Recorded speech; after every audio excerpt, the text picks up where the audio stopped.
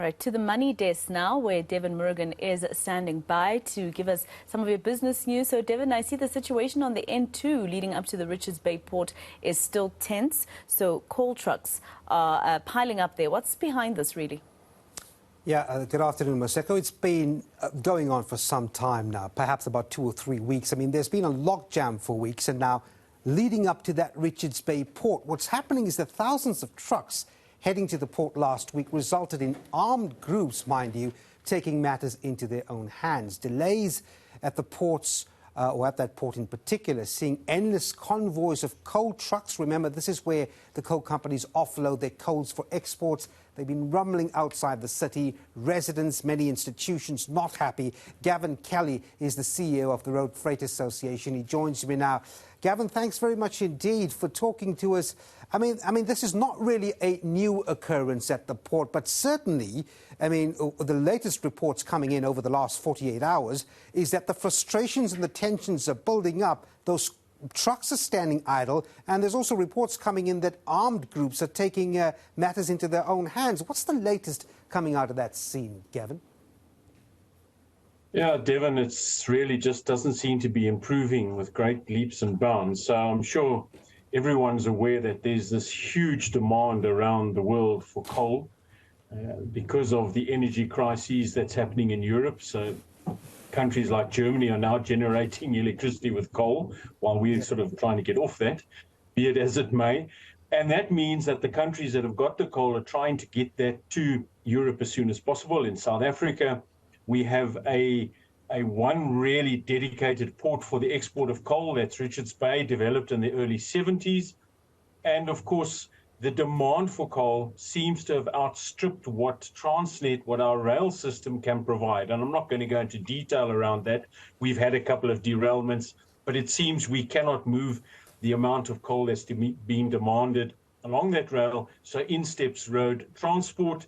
There are thousands, literally thousands of trucks per day plying the route between Richards Bay and the mines in Mpumalanga, which has brought with it its own evils. We've seen horrible scenes of accidents. We've seen a whole lot of congestion happening. But more importantly, there are these long queues at the port itself and just winding out of the port. And as you would have seen, communities have now said enough is enough.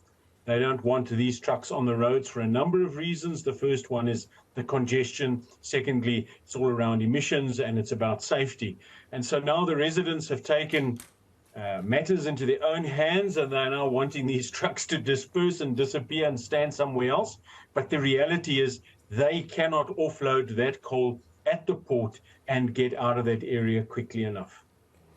And it's a sad situation because you and I have spoken about the implications, investment implications of this, Cavin. Your members have had, in a number of instances, whether it was the unrest or anything related to the floods or likewise, when you don't have businesses exporting their coal, all that happens is that you have ships passing our ports. Not great for investment. I'm wondering whether or not you're getting a sense from members and some of those miners that there are real losses here, or is it plain to see? No, there's definitely real losses. I think there was a report about 2 weeks ago that the volumes on the Transnet rail link from Mpumalanga down to Richards Bay had dropped by about 22%. And I mean, we can't take those sorts of losses at all. There is no alternative other than road. There is desperation because we need to get the coal out, and definitely our mines need to generate that sort of revenue while the boom is here. It's not going to be here forever. You know, a lot of people think Ukrainian war is going to go on forever. It won't. Thank goodness it won't go on forever.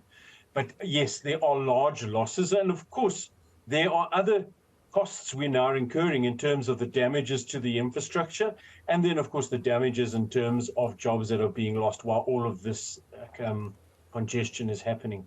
Cavin, two more questions. I mean, the first one is, I was quite surprised to see that the situation over the last, 24 to 48 hours had resulted in what some reports are calling armed groups taking matters in their own hands. I mean, is it a dangerous situation, you know, at the moment there? Now, who's fighting with who at this stage?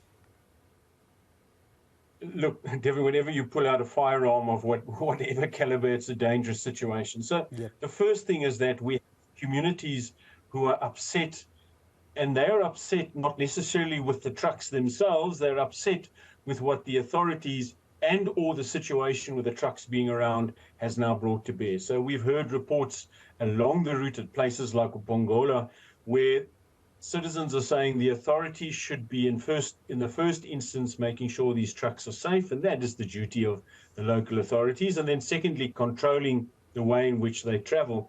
So you have this sort of unhappiness from the community. They don't see the relevant authorities being involved, and they take matters into their own hands, and that can never happen. That is why we have police and traffic police and those sort of authorities.